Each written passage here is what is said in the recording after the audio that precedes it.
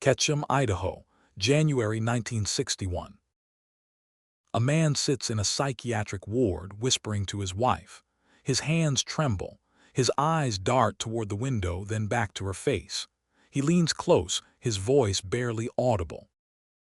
They tap the phones, I hear the clicks, the feds are everywhere. Mary holds his hand. She has held this hand for 15 years now, through triumphs and disasters, through Africa and Cuba and Spain. She knows this hand. She knows the man attached to it. And she knows, or thinks she knows, that what he is saying cannot be true. The doctors have explained it to her. Paranoid ideation, a symptom of severe depression. The electroshock treatments will help. They must increase the voltage, increase the frequency. The delusions will fade. His friends shake their heads when they visit. Poor Papa, the great mind, finally broken. The man who faced bulls and wars and lions, now afraid of shadows. They speak of him in the past tense already, as if he has already died. But here is what none of them knew.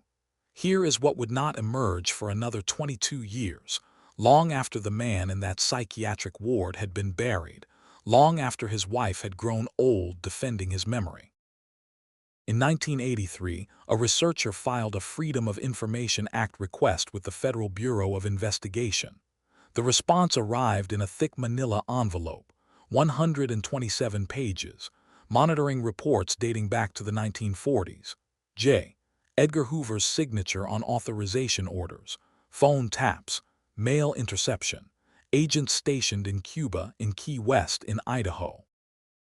Ernest Hemingway was not delusional. Ernest Hemingway was correct. And nobody believed him. This is not a story about how a man died, though death shadows every page, every chapter, every breath. This is the story of how a boy from Oak Park, Illinois, who spent his first years dressed in girls' clothing, constructed the most famous masculine image of the 20th century.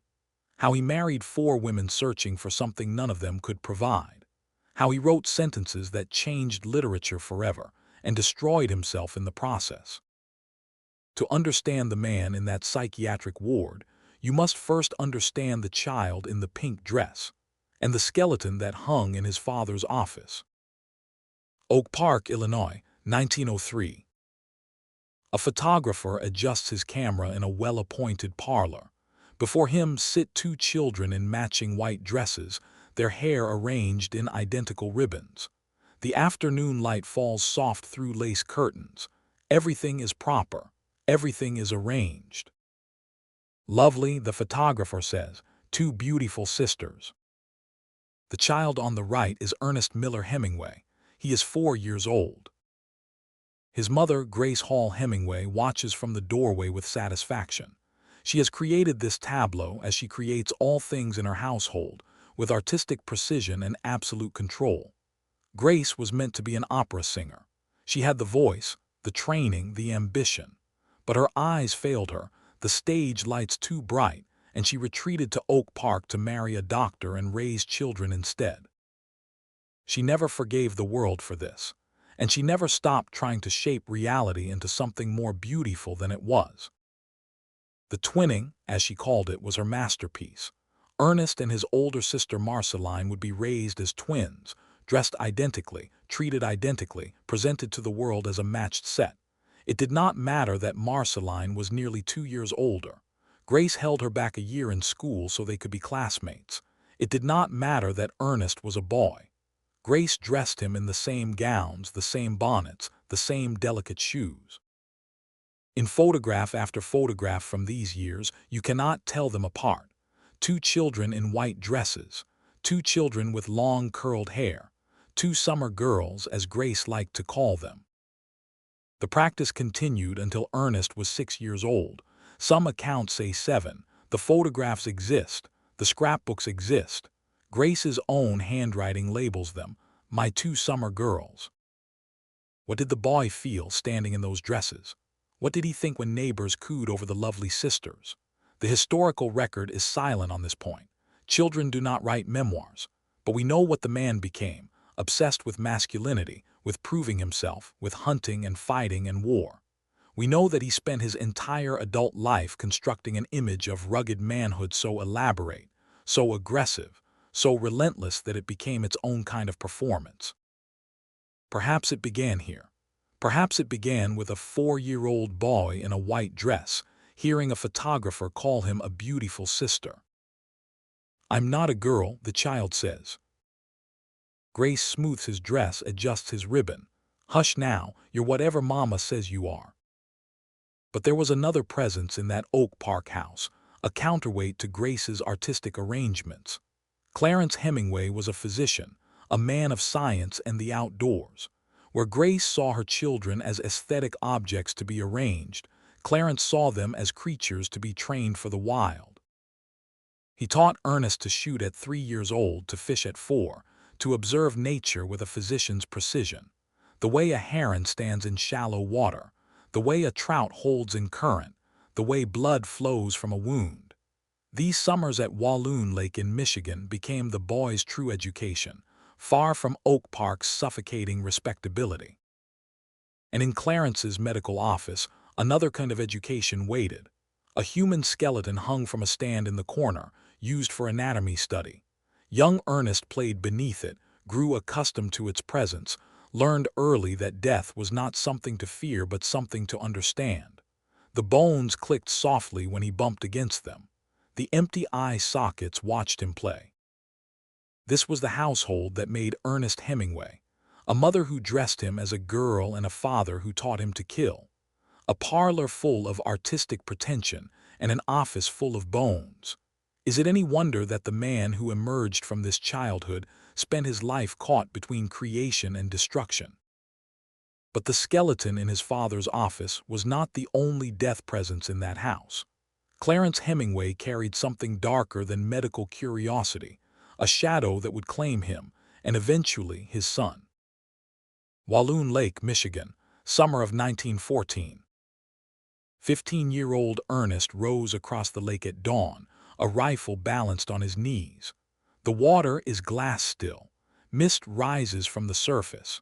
He has been awake since 4 in the morning, slipping out of the cottage while his mother and siblings slept. His father taught him this: the early rising, the silence, the patience required to wait for a deer to step into a clearing or a fish to rise to a fly. Clarence Hemingway believed that nature was the truest teacher, that a boy learned more in a morning on the lake than in a year of Sunday school. What Clarence never taught his son was how to escape the gloom that sometimes descended without warning. It came unpredictably, this heaviness. One day the doctor would be energetic, planning fishing trips, lecturing his children on the proper way to clean a rifle. The next day he would lock himself in his room and not emerge for hours, sometimes days. The children learned to recognize the signs, the tightening around his eyes, the sudden silences, the way he would stare at nothing. No one spoke of it. In Oak Park in 1914, such things were not discussed. A man was expected to master himself. If he could not, that was his private shame. Ernest absorbed this lesson along with all the others. You did not speak of weakness. You did not acknowledge fear. You endured, and you kept your suffering to yourself. It was a lesson that would serve him well in war and destroy him in peace. Oak Park itself was part of the problem.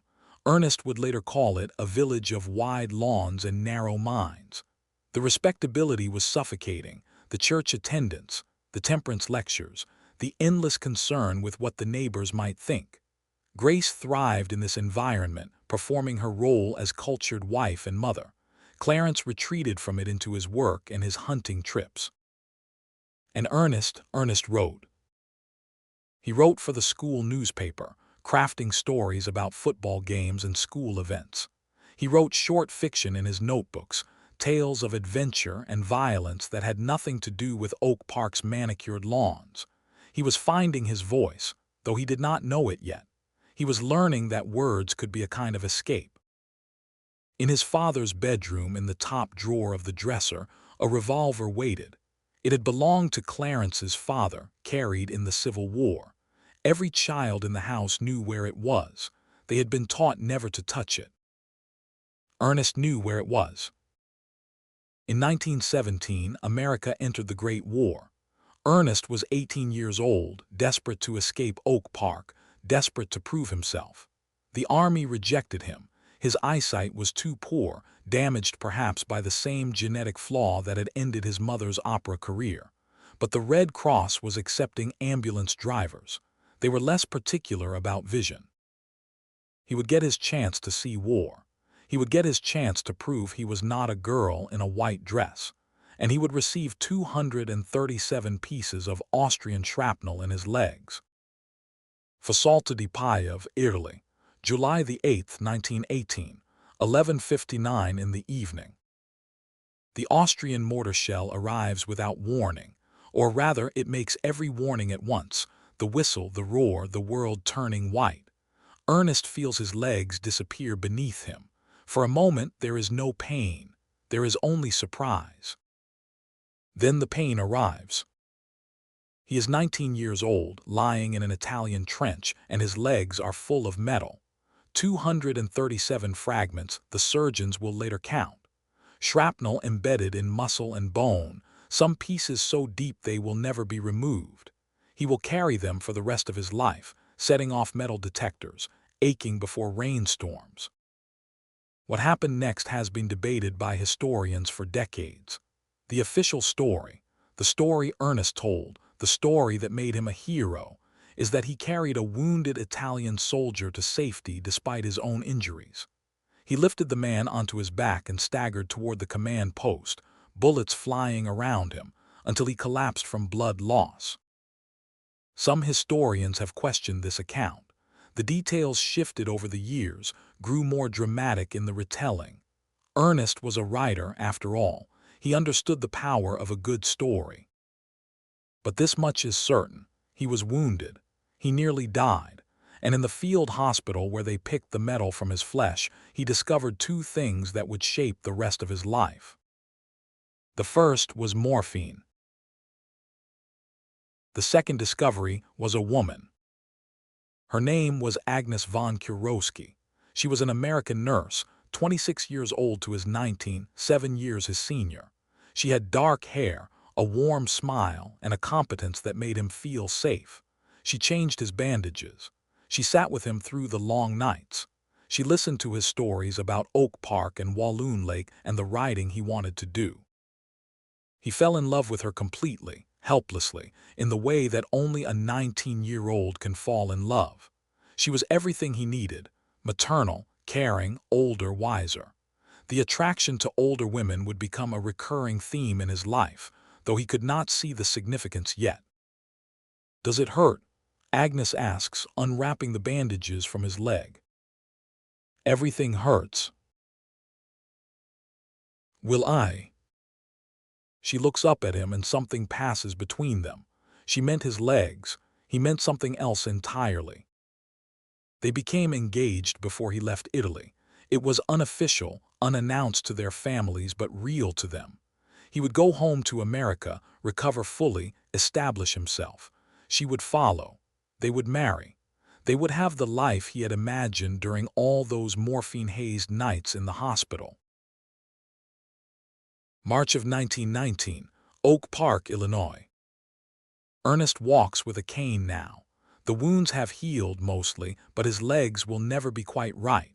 He is a hero in Oak Park, the local boy who went to war, who was wounded in service, who carried a fallen comrade to safety. The newspapers have written about him.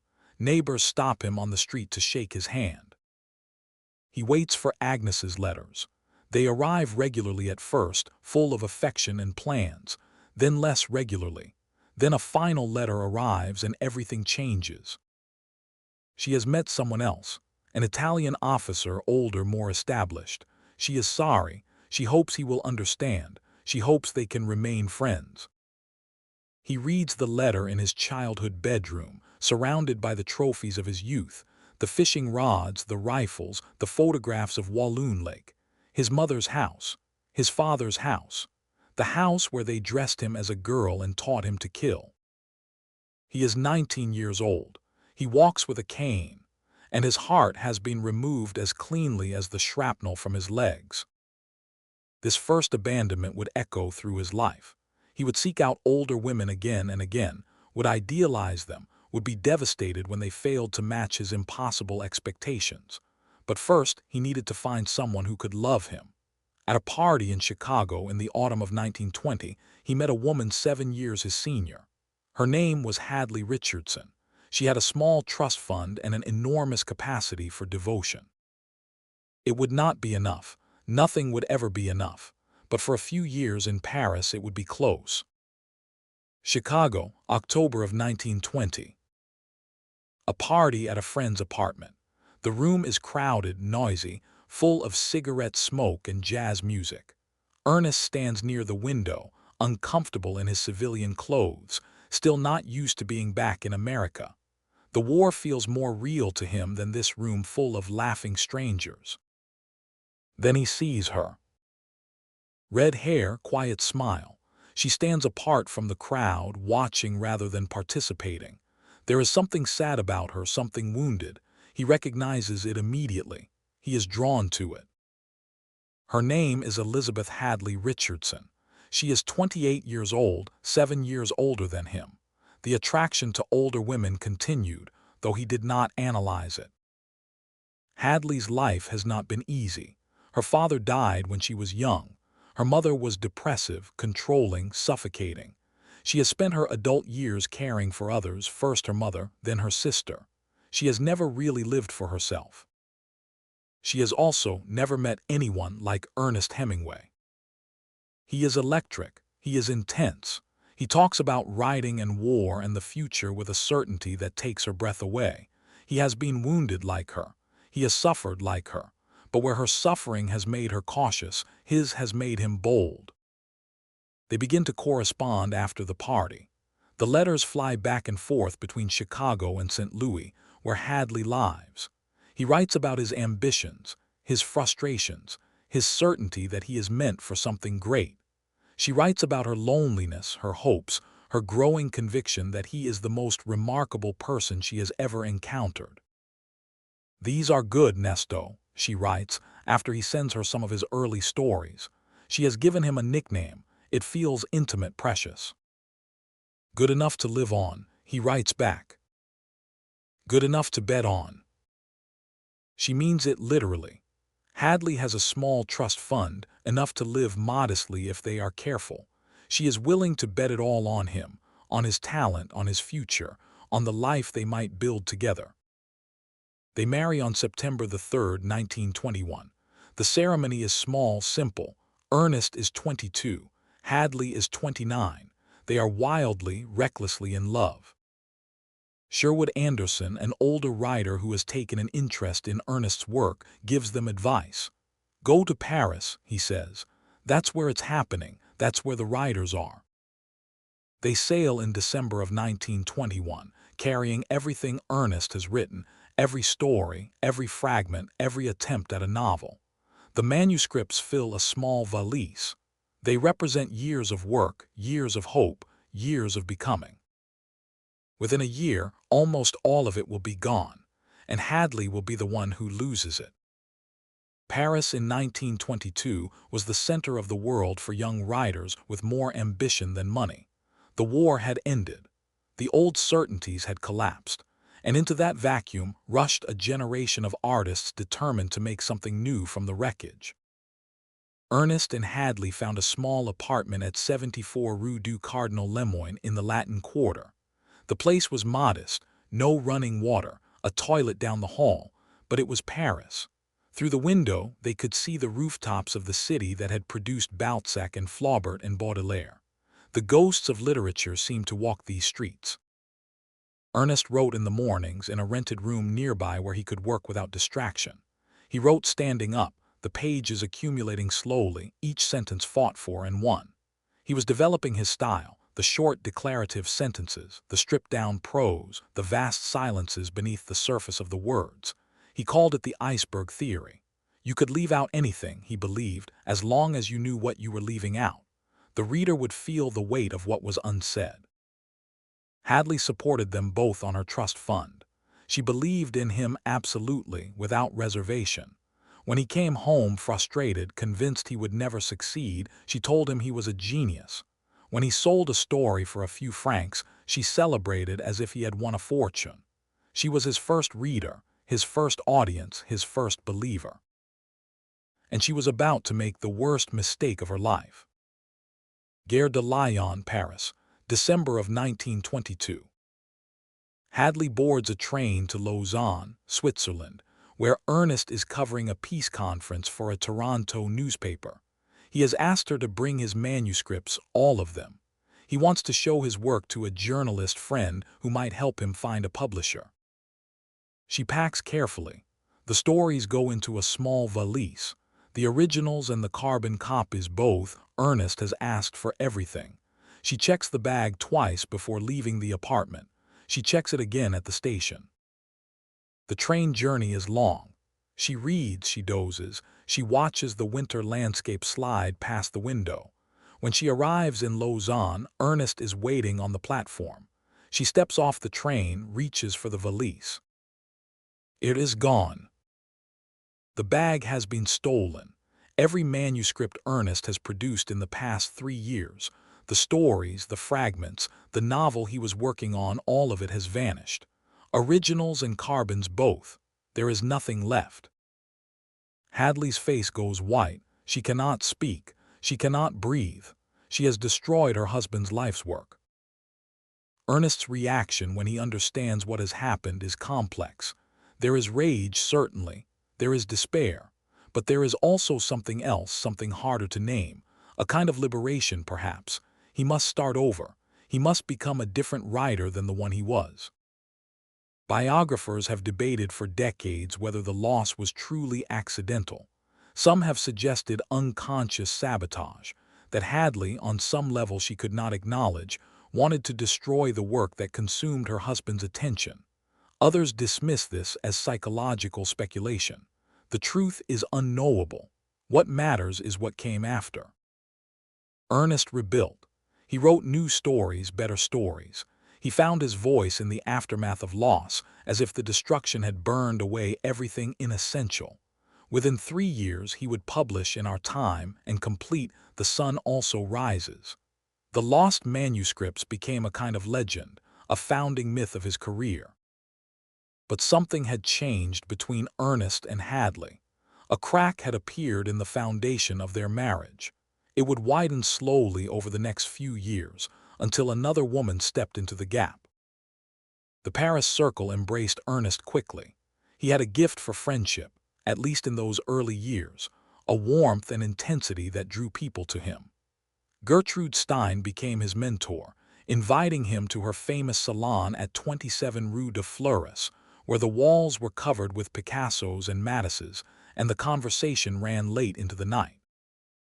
Stein taught him about rhythm, about repetition, about the music that language could make. She read his work and offered criticism that was sometimes brutal but always useful. He called her his good friend and meant it, though the friendship would not survive his success. Years later, in A Movable Feast, he would mock her viciously, repaying her mentorship with cruelty. But that betrayal lay in the future. Ezra Pound was another ally, a fellow American who had been in Paris longer and knew everyone worth knowing. Pound edited Ernest's early work with a ruthless pencil, cutting adjectives and adverbs, pushing him toward the lean prose that would become his signature. James Joyce was there too, though he and Ernest were never close. Ford Maddox Ford published his stories in the Transatlantic Review. And then there was Scott Fitzgerald. They met in the spring of 1925 at the Dingo Bar in Montparnasse. Fitzgerald was already famous. The Great Gatsby had just been published, and he was drunk, as he often was. Ernest was still unknown, still struggling, still hungry. They recognized something in each other immediately: ambition, talent, damage. The friendship that developed was intense and competitive and ultimately destructive. Fitzgerald admired Ernest's masculine confidence, his apparent ease with the physical world. Ernest admired Fitzgerald's lyrical gifts, his ability to make prose sing. But he also saw Fitzgerald's weakness: the drinking, the dependence on his wife Zelda, the way he seemed determined to destroy himself. One evening, in a restaurant bathroom, Fitzgerald made an extraordinary request. He was drunk and anxious, as usual. Zelda had been tormenting him, telling him he was inadequate as a man, that his anatomy was insufficient. Could Ernest look and give an honest opinion? Ernest looked. "You're fine, Scott. She's just being cruel." Fitzgerald remained unconvinced. They went to the Louvre afterward to compare with classical statues. Ernest assured him repeatedly that there was nothing wrong, but the damage Zelda had done could not be undone by reassurance. Fitzgerald would carry that wound for the rest of his life. It was a strange moment of intimacy between two men who would later become enemies. Ernest would mock Fitzgerald in print, would dismiss his later work, would watch his decline with something that looked like contempt but might have been fear. In Fitzgerald's destruction, perhaps he saw a preview of his own. In October of 1923, Hadley gave birth to their son. They named him John Hadley Nicanor Hemingway, John for a friend, Hadley for his mother, Nicanor for a Spanish bullfighter Ernest admired. They called him Bumby. The baby changed everything and nothing. Ernest adored his son but resented the demands of fatherhood. Hadley was consumed by motherhood but felt herself disappearing into it. The apartment was too small. The money was too tight. The romance of Paris was giving way to the reality of diapers and sleepless nights. And then Pauline Pfeiffer arrived. There is a myth that persists about Ernest Hemingway, a myth he himself cultivated, that he was a simple man, direct and honest, incapable of deception. The truth is more complicated. He was capable of great cruelty, and he was capable of deceiving himself about that cruelty even as he committed it. Pauline Pfeiffer was a journalist for Vogue magazine, small, dark-haired, sophisticated, from a wealthy Catholic family in Arkansas. Everything Hadley was not. She met the Hemingways in 1925 and immediately set about becoming Hadley's closest friend. It was a calculated campaign, though Pauline might not have admitted this even to herself. She wanted Ernest. The friendship with Hadley was a means to an end. She inserted herself into their lives, joining them on trips, staying in their apartment, becoming indispensable. Ernest resisted at first, or told himself he resisted, but Pauline was persistent and he was susceptible. The affair began sometime in 1926, conducted under Hadley's roof in the spaces between her trust. Schruns, Austria, winter of 1926. A ski lodge in the mountains. 3 people at dinner, Ernest, Hadley, and Pauline. The snow falls outside. The fire crackles. Everything looks cozy, domestic, innocent. Hadley watches her husband watch Pauline. She sees the way his eyes follow her across the room. She sees the way Pauline touches his arm when she laughs. She knows. She has known for months, perhaps, but knowing and acknowledging are different things. The confrontation, when it comes, is quiet. Hadley does not scream or throw things. She simply tells Ernest what she has observed and asks him to choose. He cannot choose. He loves Hadley. He will always love Hadley in his way, but he cannot give up Pauline. He is paralyzed by his own desires, unable to move in any direction. Hadley makes the choice for him. She proposes a test, 100 days of complete separation from Pauline. If after that time Ernest still wants the other woman, Hadley will grant him a divorce. If his feelings fade, they will pretend none of this ever happened. 100 days apart, she says, if you still want her after that. Don't just 100 days, then we'll know. They both already know. The test is a formality, a way of preserving dignity. Ernest agrees because he has no choice. He spends the 100 days in agony, writing letters to Pauline, counting the hours until he can see her again. When the 100 days end, he goes to Pauline. Hadley files for divorce. The settlement is remarkable for its generosity. Hadley asks for nothing except the royalties from The Sun Also Rises, which has just been published to enormous acclaim. The book is partially about their life together, about the Paris years, about the love they shared. She thinks he should have the money from it. Ernest accepts. He will feel guilty about this for the rest of his life, though not guilty enough to refuse. He marries Pauline in May of 1927. He converts to Catholicism for her, abandoning the Protestant faith of his Oak Park childhood. He swears this marriage will last. He believes it in the moment. He always believes it in the moment. But a troubling tendency had established itself now. He could not leave women. He made them leave him.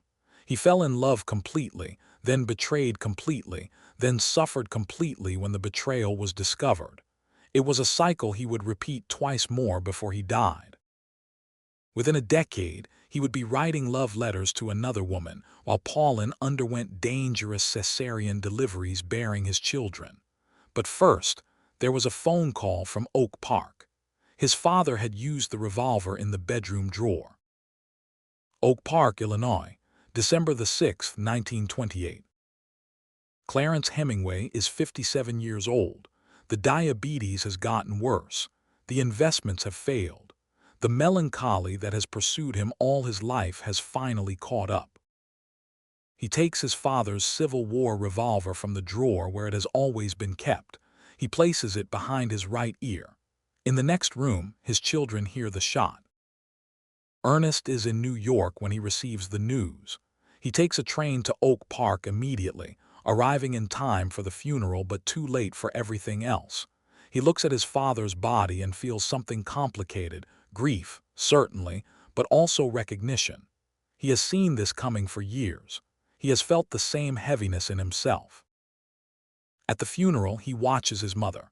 Grace is composed, dignified, playing the role of grieving widow with the same theatrical precision she brought to everything.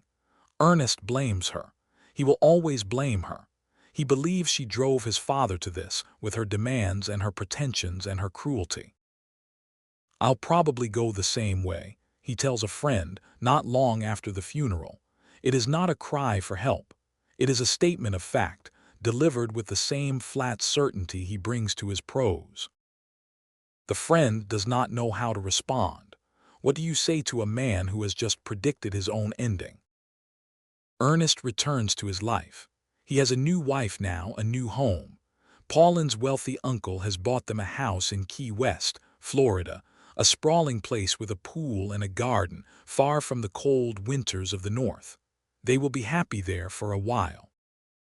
Patrick is born in June of 1928, just months before Clarence's death.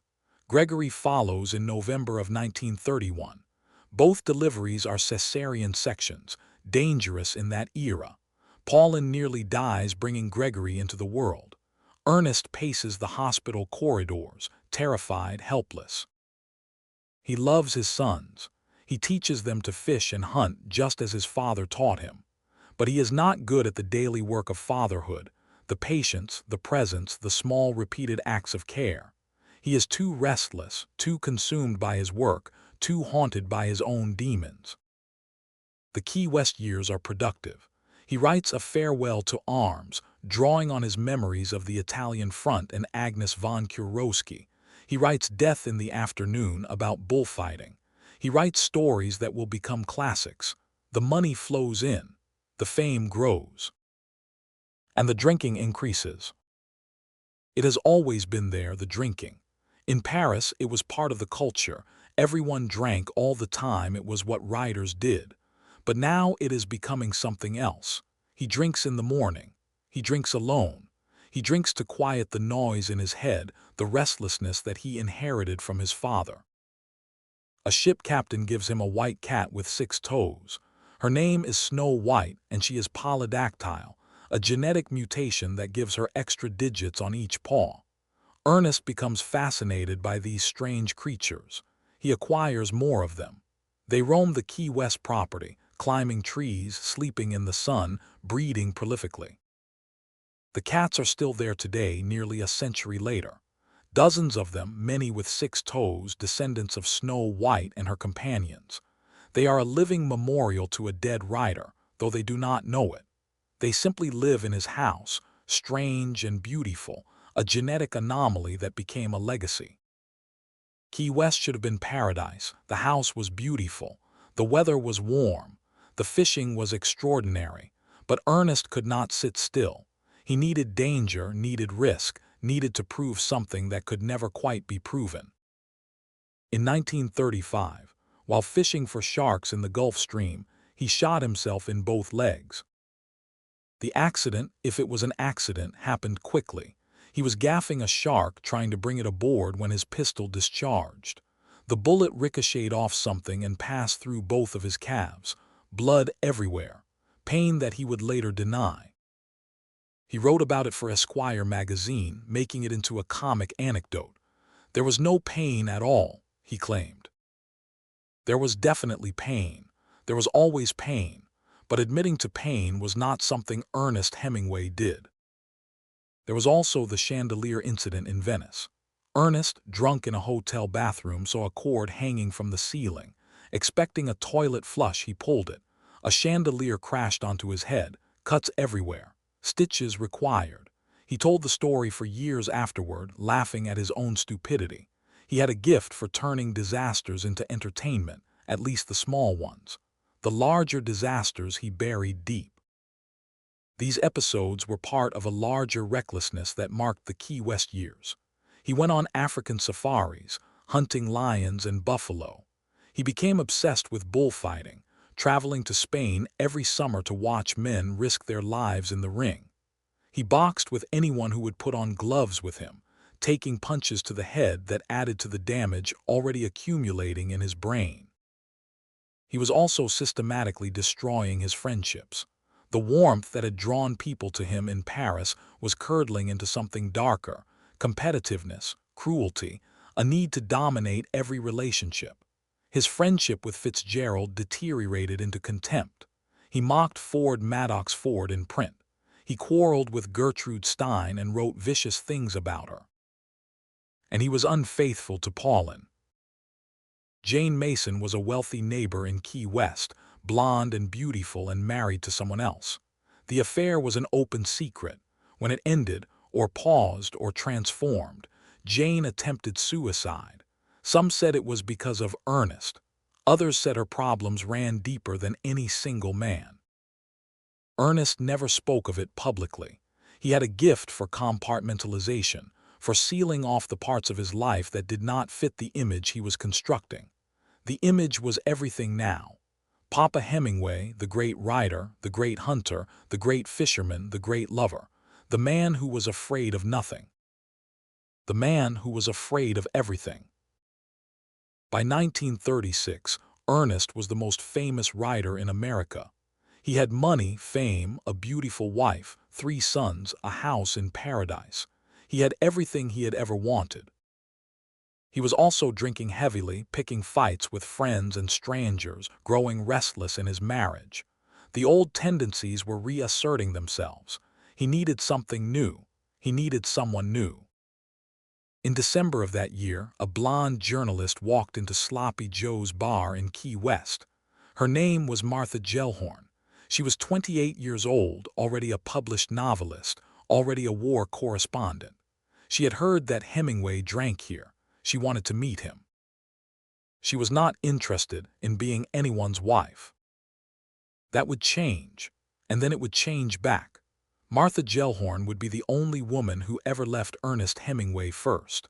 But that story belongs to what came next, along with the Spanish Civil War, the FBI file that was already growing in Washington, and the slow beginning of the end.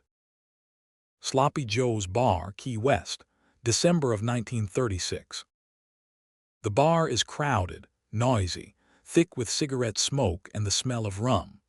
Ernest sits at his usual spot, holding court as he always does, telling stories, buying drinks, performing the role of Papa Hemingway for whoever happens to be watching.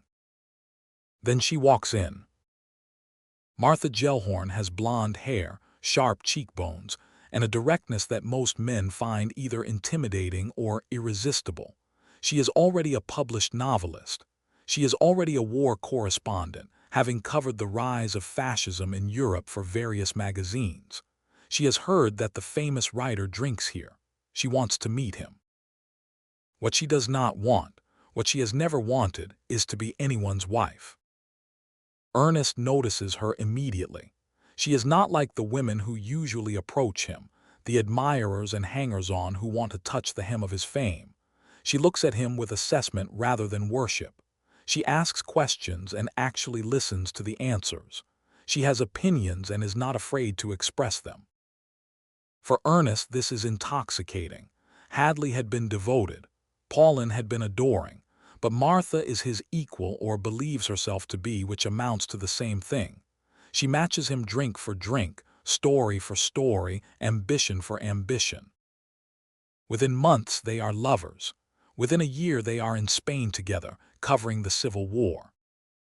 The Spanish Civil War was the great cause of Ernest's generation, the place where the battle against fascism seemed clear and winnable.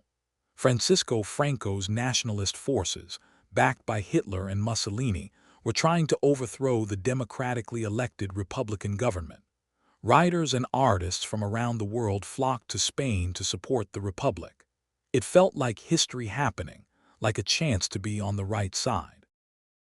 Ernest threw himself into the conflict with characteristic intensity, raising money for ambulances, making a documentary film, writing dispatches for newspapers across America. He gathered material for what would become his most commercially successful novel. The Hotel Florida in Madrid became his base of operations. The hotel was under regular bombardment. Shells crashed into the upper floors, windows shattered, plaster rained from the ceilings. Ernest loved it. The danger made him feel alive in a way that peacetime never could. He wrote during the day and drank during the night, surrounded by other correspondents and soldiers and true believers. Martha was there too, filing her own stories, making her own reputation. She was fearless under fire, sometimes more so than Ernest. She did not need him to protect her. She did not need him at all, really. That was part of her appeal, and part of what would eventually destroy them. Back in Key West, Pauline waited. She knew about Martha. Everyone knew about Martha, but she believed, or made herself believe, that it was just an affair, that Ernest would come back to her as he always had, that the marriage could survive. She was wrong. During the Spanish years, something else was happening that Ernest did not fully understand at the time. Soviet intelligence had noticed him.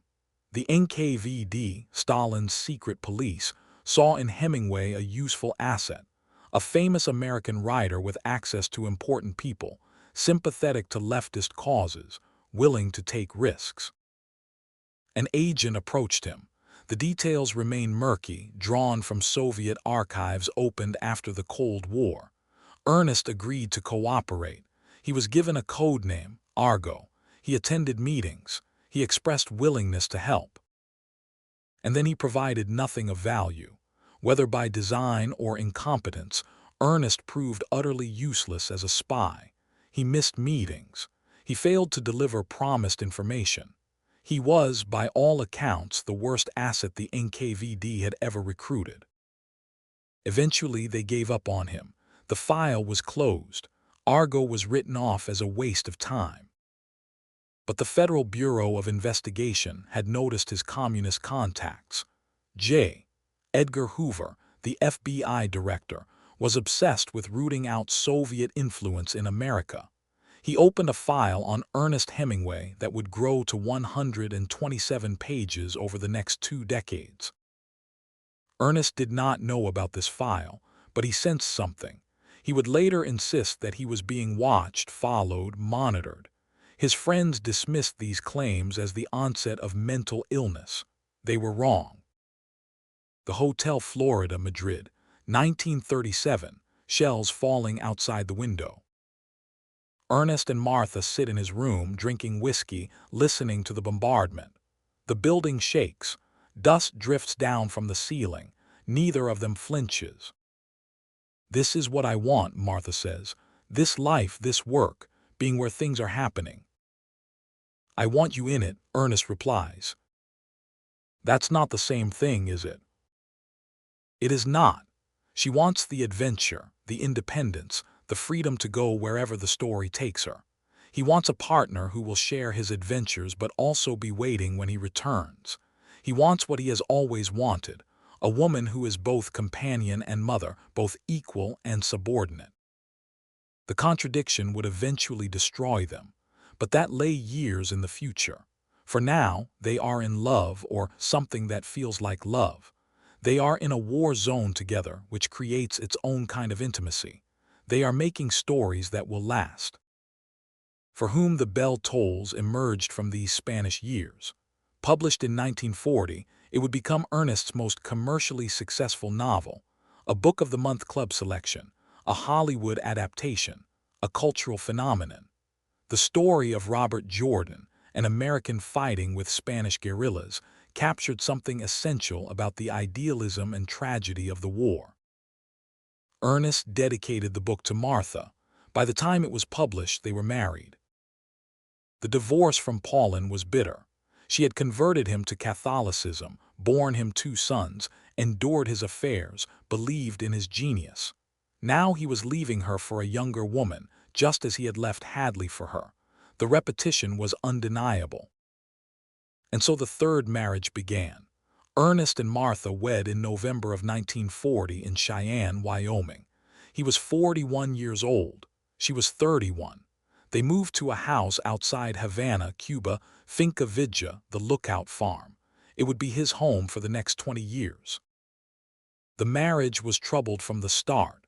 Martha wanted to keep working, to keep traveling, to maintain her independence. Ernest wanted her to stay home, to type his manuscripts, to be available when he needed her. They argued constantly. The arguments grew louder. The drinking grew heavier. When America entered World War II after Pearl Harbor, both of them wanted to cover the conflict. But Ernest found a way to avoid going to Europe, at least at first. He had another project in mind. Caribbean Sea, 1942. Ernest has equipped his fishing boat, the Pillar, with grenades, machine guns, and radio equipment. He has recruited a crew of friends and adventurers. He has convinced the American government to let him hunt German submarines. This is not as crazy as it sounds. German U-boats were sinking Allied ships throughout the Caribbean. Any intelligence about their movements was valuable. Ernest proposed to patrol the waters off Cuba, reporting submarine sightings and, if the opportunity arose, attacking them directly. The Crook Factory, as he called his operation, was part genuine intelligence work and part elaborate fantasy. He spent months at sea, scanning the horizon for periscopes, living out a boy's adventure story while the real war raged elsewhere. He filed reports. He gathered information. He never actually engaged a submarine. Martha thought he had lost his mind. While she was trying to get credentials to cover the fighting in Europe, he was playing sailor in the Caribbean. She saw it as cowardice disguised as bravery, a way of avoiding the real danger while pretending to seek it. She was not entirely wrong, but she was not entirely right either. Ernest's relationship with courage was more complicated than she understood.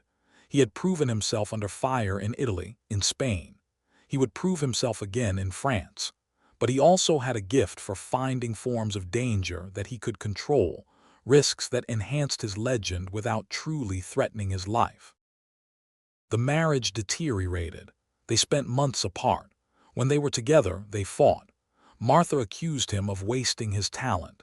He accused her of neglecting her duties as a wife. The accusations were both accurate and beside the point. Meanwhile, Ernest was already looking for his next wife. While waiting for Mary Welsh's divorce to finalize, Ernest grew impatient. He placed a photograph of her current husband in the toilet bowl. Then he emptied a submachine gun into it. 6 shots.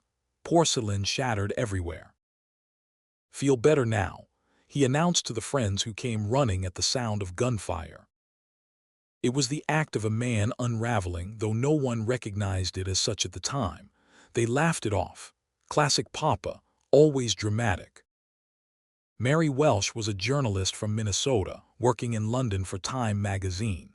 She was 36 years old, practical, competent, married to someone else.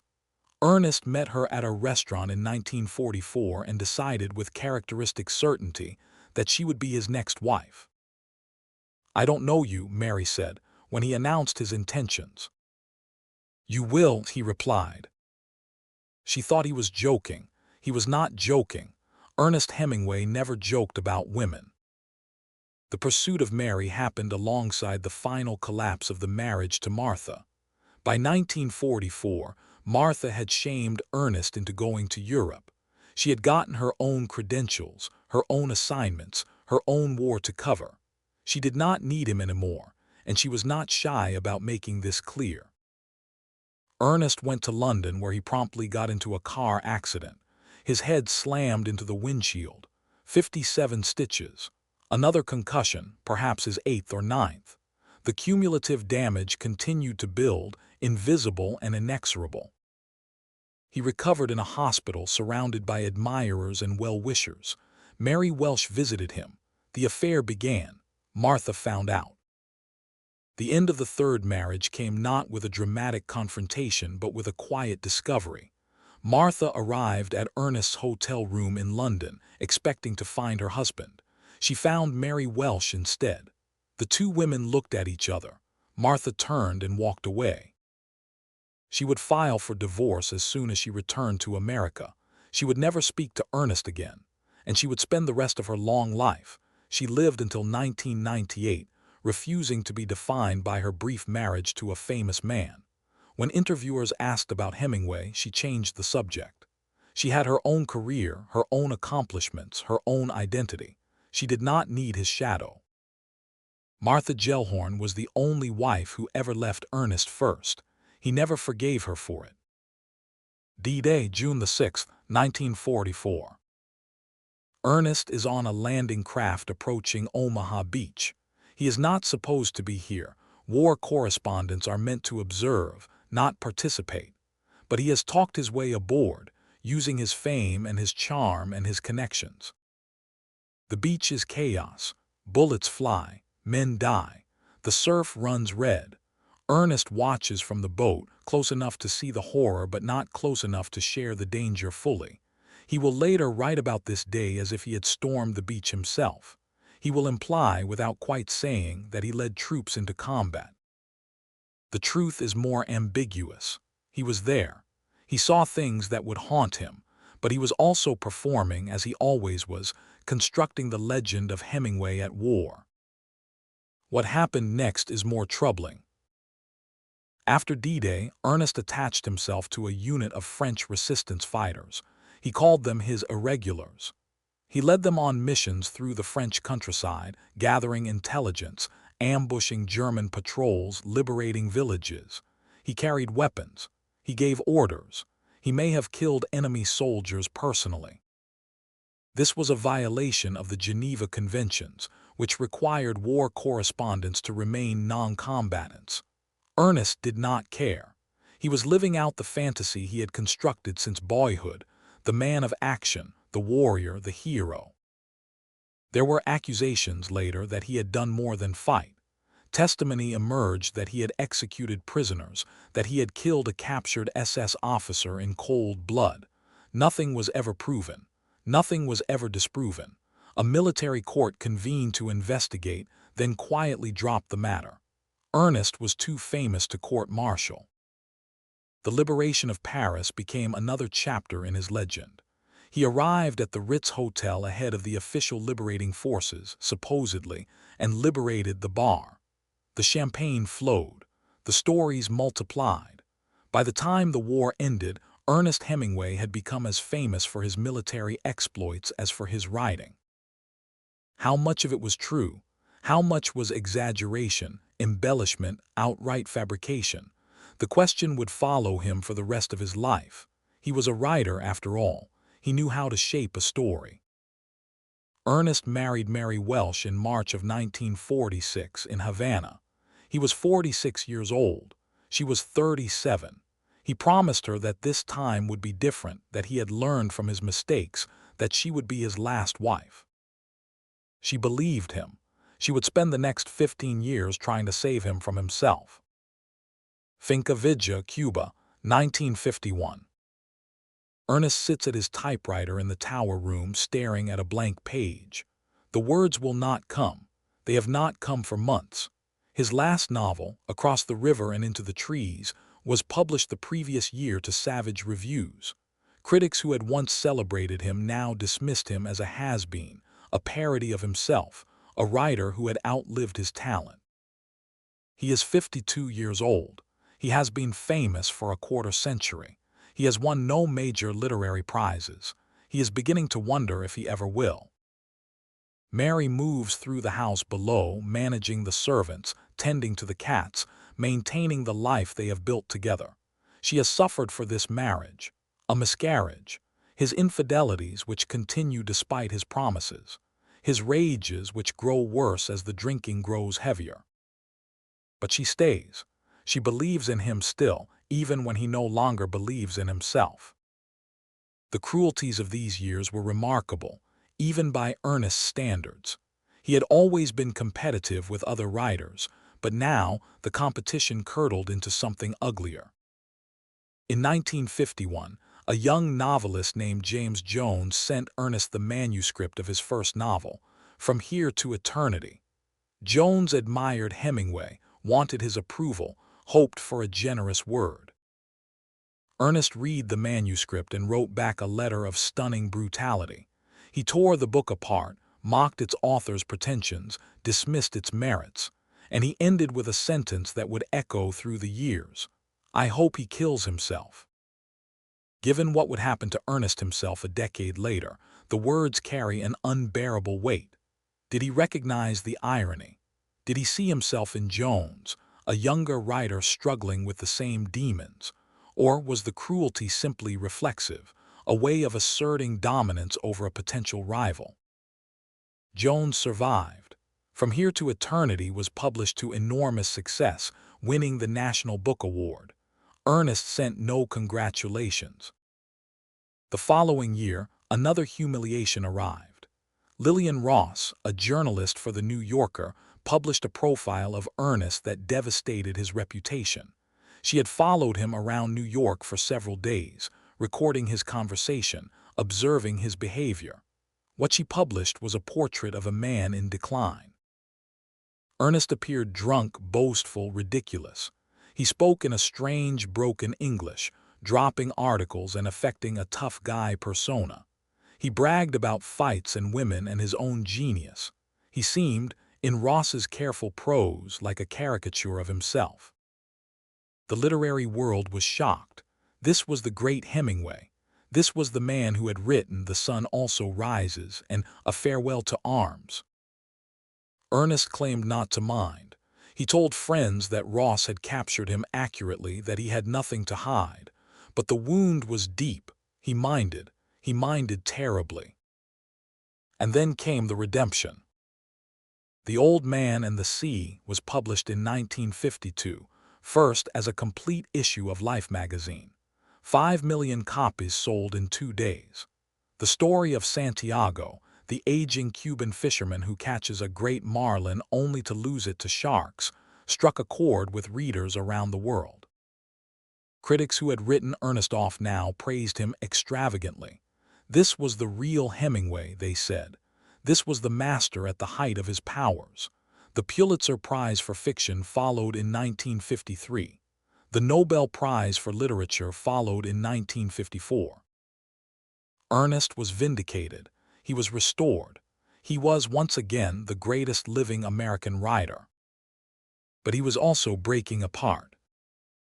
In 1954, the Nobel Committee announced that Ernest Hemingway had won the prize for literature, citing his mastery of the art of narrative and the influence he has exerted on contemporary style.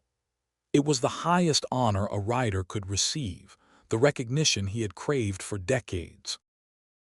He could not attend the ceremony in Stockholm. He was too injured to travel. 2 months earlier, in January of 1954, Ernest and Mary had gone to Africa for a safari.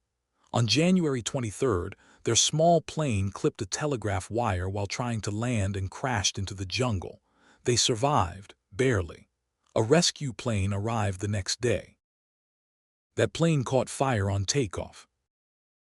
Ernest escaped by battering through the fuselage with his head. He broke his skull in the process. Cerebral fluid leaked from his ears. His kidney was ruptured. His liver was ruptured.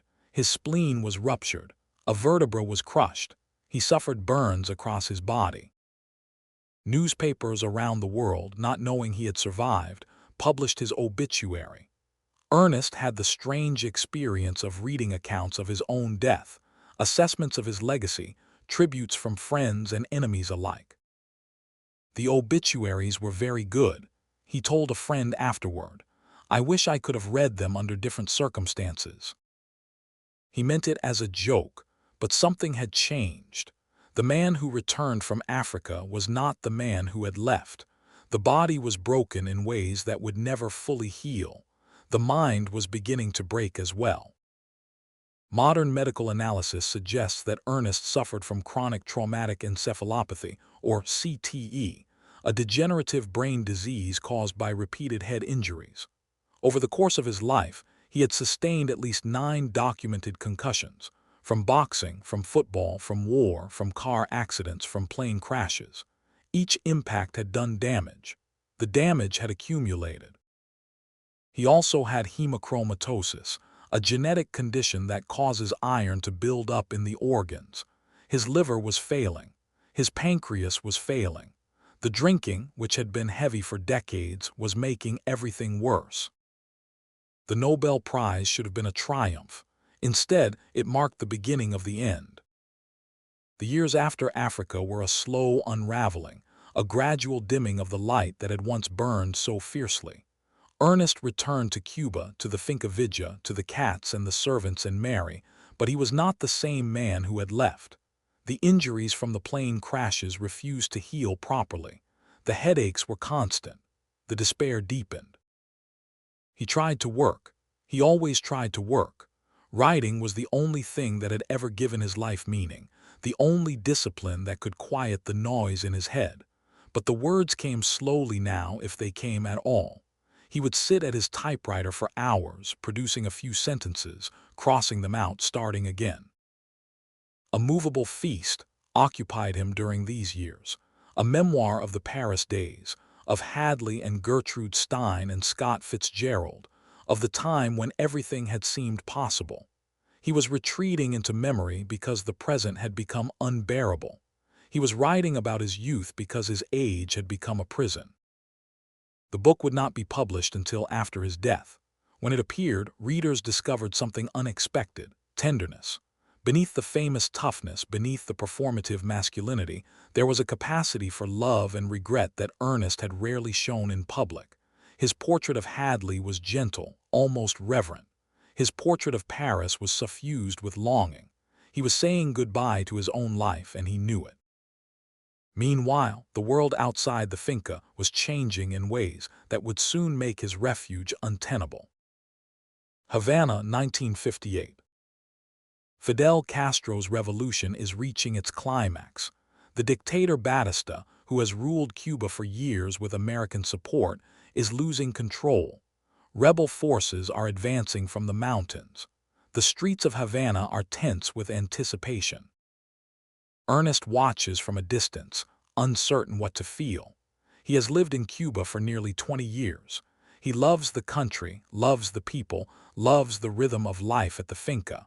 But he is also an American, and he knows that revolution means uncertainty, danger, the possibility of losing everything he has built. When Castro takes power in January of 1959, Ernest is cautiously optimistic. He meets the new leader, poses for photographs with him, expresses support for the revolution's goals of land reform and social justice. But he is also watching carefully, waiting to see what kind of government will emerge. The relationship between Cuba and America deteriorates rapidly. The Bay of Pigs invasion, the missile crisis, the embargo. By 1960, it is clear that Americans are no longer welcome on the island, no matter how long they have lived there or how much they love it. Ernest and Mary leave Cuba in July of 1960.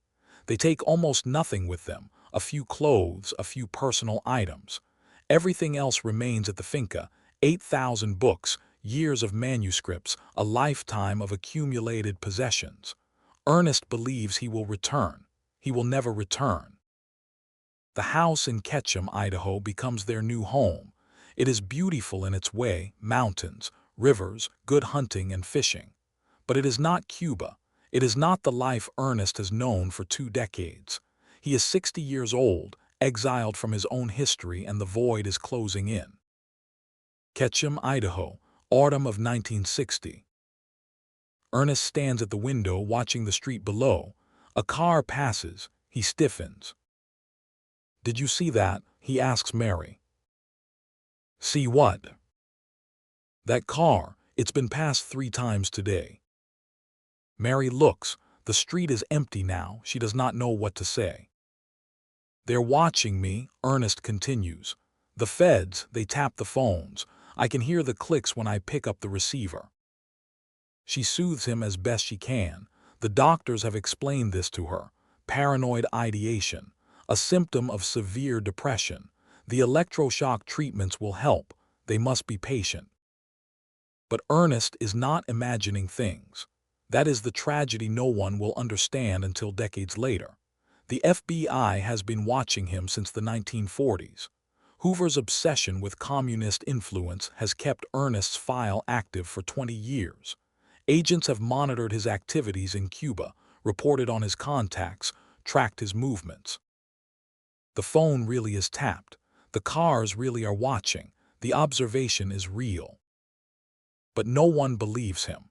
His friends think he is losing his mind. His wife thinks he is losing his mind. His doctors think he is losing his mind. And so they treat him for a delusion that is not a delusion, medicating away a perception that is actually accurate. The irony is almost too cruel to contemplate. Ernest Hemingway, who had spent his life cultivating a reputation for seeing clearly, for cutting through illusion to the truth beneath, this man was telling the truth, and no one could hear it. The physical deterioration accelerated through 1960. Ernest's weight dropped from 220 pounds to 170. His liver was failing. His blood pressure was dangerously high. The headaches never stopped. He could not sleep without medication, could not wake without medication, could not function without the elaborate chemical scaffolding that his doctors had constructed around him. And he could not write. That was the worst of it. The words that had always been his salvation, his purpose, his identity, the words would not come. He would sit at the typewriter and stare at the blank page and feel the emptiness opening beneath him. One day during this period, the exact date is unclear, the accounts vary, Ernest walked toward a spinning airplane propeller. Was it intentional? Was he disoriented? No one knows for certain.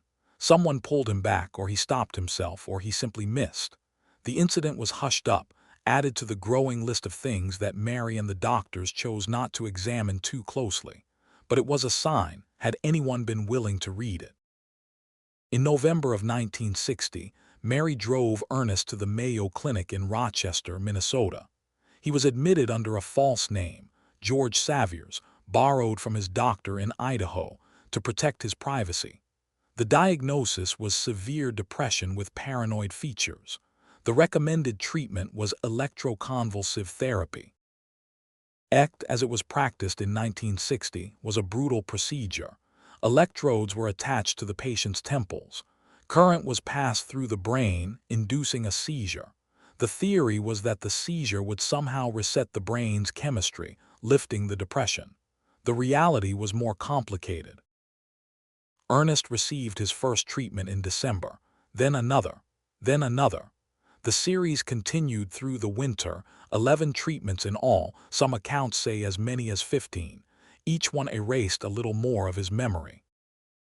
Mayo Clinic, Rochester, Minnesota, winter of 1960 to 61.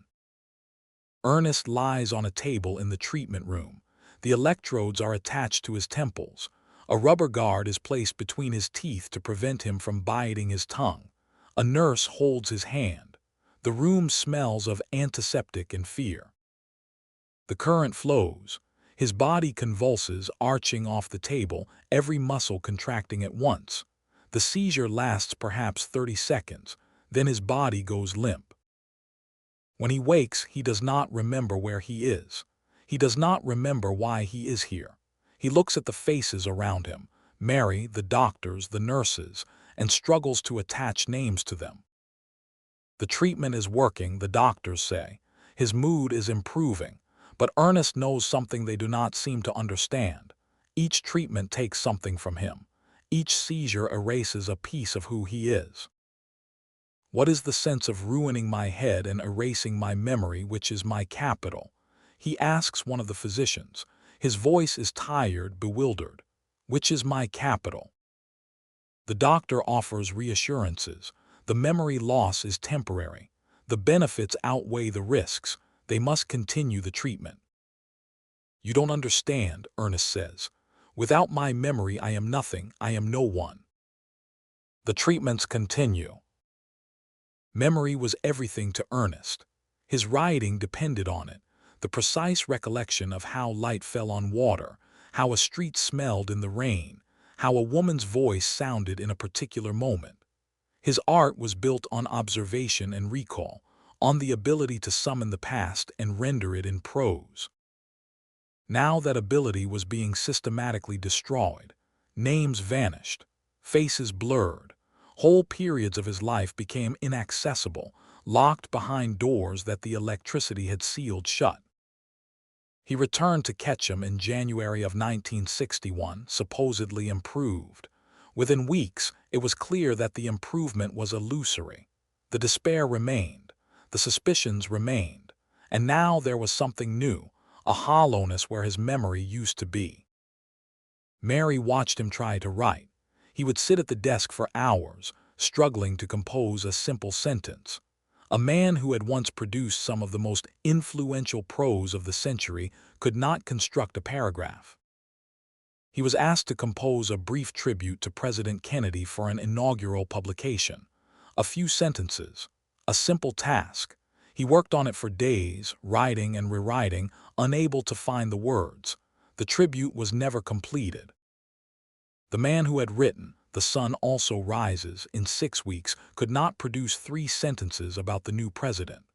The man who had crafted the spare, perfect prose of The Old Man and the Sea could not remember how sentences worked. The electricity had taken it all. In April, Mary found him in the living room holding a shotgun. She talked him down, called the doctors, had him hospitalized again. He was flown back to Mayo for another round of electroshock treatments. This time there was no pretense of improvement. Ernest went through the motions, the therapy sessions, the medications, the electrical assaults on his brain, but something essential had been extinguished. The man who emerged from Mayo in late June of 1961 was a shell, a remnant, a ghost wearing Ernest Hemingway's face. Ketchum, Idaho, late June 1961. Ernest comes home for the last time. The house is quiet. The mountains rise in the distance, snow-capped even in summer. It is beautiful here, in the way that places are beautiful when you no longer have the capacity to see them. He tries to write. The words do not come. He tries to read. The sentences blur and scatter. He tries to remember Paris, Hadley, the war, the bulls, the fish, the women, the words. But the memories are fragmentary now, broken mirrors reflecting broken light. He is 61 years old. He has written some of the most influential prose in the English language. He has won the Nobel Prize. He has been celebrated around the world, and he cannot compose a simple letter. Mary watches him with desperate hope. Perhaps tomorrow will be better. Perhaps the treatments will finally take hold. Perhaps the man she married will somehow return to her. But Ernest knows. He has always known since his father's death in 1928, perhaps even before. The void is not something you escape. The void is something you carry, passed down through the blood, waiting for its moment. July the 1st, 1961. Ernest wakes early as he always has. The house is still. Mary is sleeping. He moves quietly through the rooms, touching the furniture, looking at the books he can no longer read, the photographs he can no longer fully remember. He finds his shotgun, a double-barreled Boss, custom-made, beautiful in the way that well-crafted weapons are beautiful. He has owned it for years. He has used it to hunt birds, to feel the satisfying kick against his shoulder, to experience the clean efficiency of a perfect shot. He holds it now, feels its weight, considers what comes next. Mary wakes, she sees him, she sees the gun. What follows is a negotiation, a desperate conversation between a woman trying to save her husband and a man who has already made his decision. She talks. He listens. The doctors are called. They come. They talk him down. They give him sedatives. The gun is taken away. Ernest goes to bed. Mary sits with him until he sleeps. She believes or makes herself believe that the crisis has passed. She sleeps late the next morning. She has been sleeping poorly for months, worn down by the constant vigilance, the endless worry. July the 2nd dawns bright and clear, a beautiful Idaho summer day. When she wakes, the house is silent. There are some moments that resist narration, some deaths that should not be described, not because they are unimportant, but because they are too important, too private, too final. What happened on the morning of July the 2nd, 1961, belongs to Ernest alone. What we know is this: Mary found him in the foyer. The shotgun was beside him. He had made his choice. The official announcement came later that day. Ernest Hemingway died this morning of a self-inflicted gunshot wound while cleaning his favorite shotgun. It was a lie, and everyone knew it was a lie. Shotguns are not cleaned with ammunition in the chamber, but the lie was useful. It preserved something, dignity perhaps, or the illusion of dignity. Mary maintained the fiction for 5 years.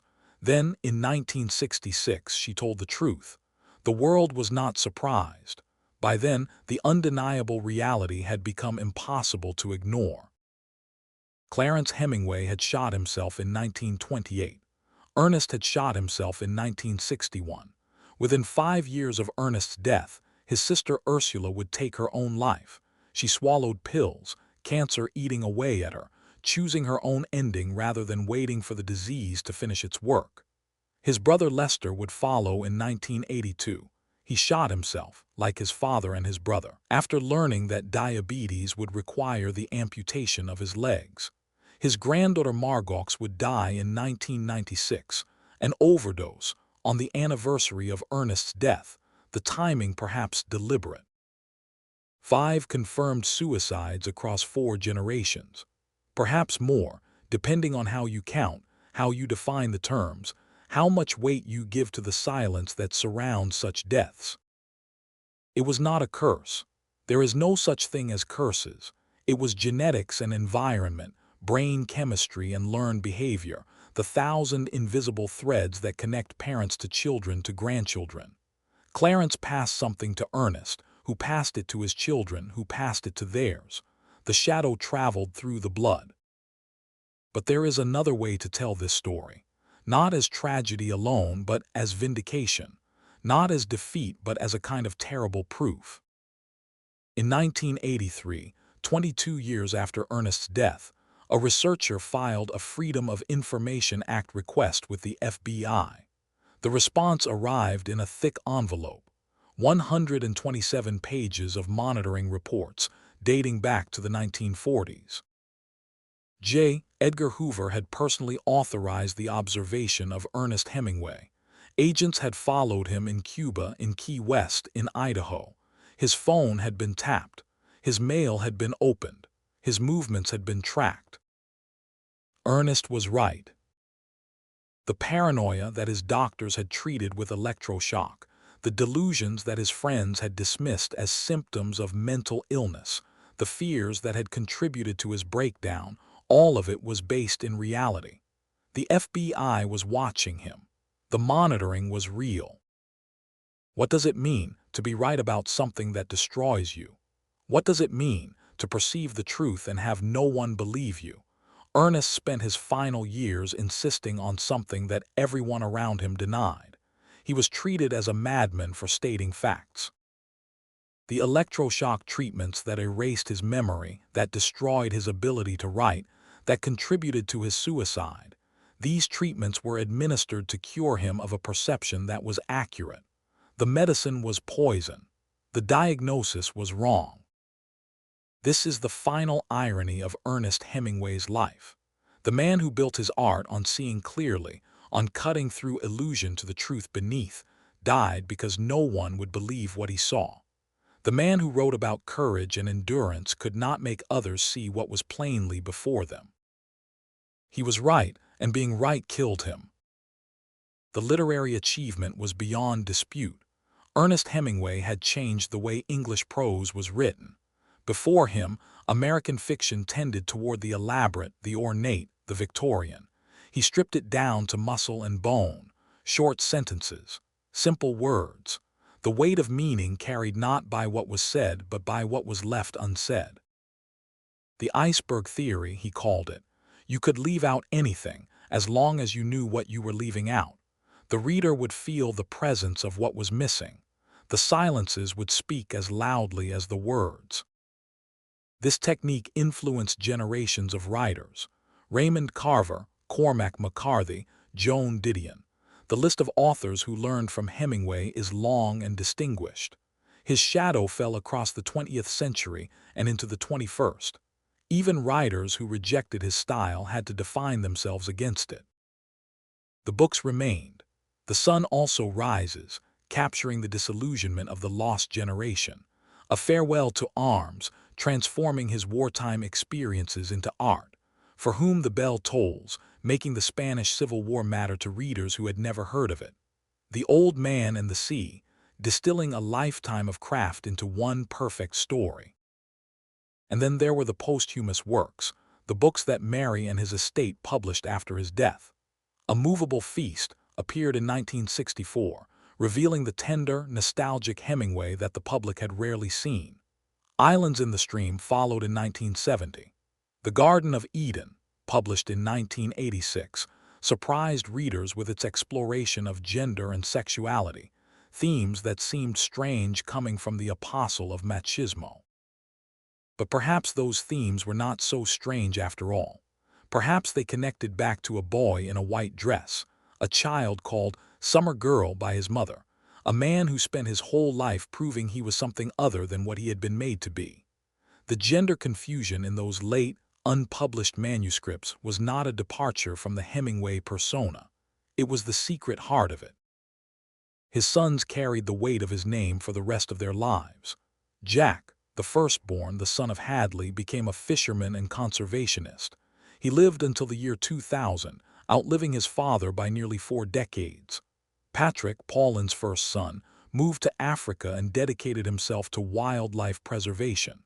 He died in 2023, the last surviving child. Gregory, the youngest, struggled most visibly with his inheritance. Gregory's story was perhaps the strangest and saddest of all. He became a physician, following in his grandfather Clarence's footsteps. He married multiple times, had children, built what looked from the outside like a successful life. But he was fighting something that the world did not yet have language for. In his later years, Gregory began to live as a woman, eventually taking the name Gloria. The transformation was difficult, incomplete, marked by legal troubles and personal chaos. In 2001, Gloria Hemingway was arrested for indecent exposure in Key West, the same town where her father had once held court at Sloppy Joe's bar. She died in the women's section of the jail, waiting for a psychiatric evaluation. The ironies multiplied. The child of the most aggressively masculine writer of the century, dying in a women's jail, having spent a lifetime trying to become something other than what he was born. Did this connect somehow to those photographs from Oak Park, the little boy in the white dress, the summer girl that Grace had created? Was there a thread running through the generations, a confusion about identity that expressed itself differently in each life? These are questions without answers. What we know is the shape of the sorrow. father to son to grandchild, the pain traveling forward through time, finding new forms in each generation. In 1983, the FBI files were released, 127 pages, the proof of observation, the evidence of truth, the final vindication of a man who died thinking he was alone. He was not alone, he was watched, he was right. And now we know. Key West, Florida, today. The Hemingway home and museum stands on Whitehead Street, a few blocks from the harbor. It is a handsome house, Spanish colonial style, with tall windows and wraparound porches, and a garden thick with tropical plants. Tourists line up every day to walk through the rooms where Ernest wrote some of his most famous work. The house is full of artifacts: the desk where he sat, the typewriter he used, photographs on the walls showing the man at various ages, young and handsome in Paris, middle-aged and bearded in Cuba, old and broken in Idaho. His presence lingers in every room in the careful preservation of objects he touched, chairs he sat in, views he contemplated. But the real attraction for many visitors is in the garden. Dozens of cats lounge on the grounds, sprawled across benches, climbing trees, sleeping in patches of sunlight. They are the descendants of Snow White, the six-toed cat that a ship captain gave Ernest in the 1930s. Generation after generation, they have lived on this property, bred and multiplied, maintained as a living memorial to a dead writer. Many of them are polydactyl, like their ancestor. 6 toes on each paw, sometimes 7. A genetic mutation that has been carefully preserved, even encouraged, so that visitors can see the strange-footed cats that Hemingway loved. The cats do not know they are famous. They do not know whose house this was or why people come from around the world to photograph them. They know only that this is their territory, these are their sunny spots, this is where the food appears each day. They live in the present, unburdened by history, unconcerned with legacy. Ernest would have appreciated that. He spent his whole life constructing a legacy, building an image, crafting a persona that would survive his death. The cats have no persona. They simply exist, beautiful and strange, a genetic anomaly that somehow became a memorial. He always loved the broken things, the wounded people, the damaged creatures, the imperfect and incomplete. His greatest characters were failures: Jake Barnes, unmanned by war; Frederick Henry, losing everything he loved; Santiago, catching a fish only to watch it be devoured. They endured these characters. They faced destruction with dignity. They did not win, but they did not surrender. Perhaps that is the truest legacy. Not the books, though the books matter. Not the influence, though the influence was vast. But the example of endurance, of facing the emptiness without flinching, of continuing to work even when the work seemed impossible. Ernest Hemingway wrote through war and heartbreak, through fame and failure, through physical pain that would have stopped most people and mental anguish that nearly stopped him many times. He wrote when the words came easily and when they had to be dragged out one by one. He wrote because writing was who he was, the only thing that made sense, the only discipline that could give shape to the chaos of existence. In the end, the chaos won. The void he had held at bay for 61 years finally overwhelmed him, but for 6 decades he fought. For 6 decades he produced work that changed literature. For 6 decades he showed what it meant to face the difficult things directly, without sentimentality, without evasion. That is something, that is not nothing, that is perhaps enough. The sun sets over Key West. The tourists leave the museum, clutching their photographs of 6-toed cats. The staff locks the doors.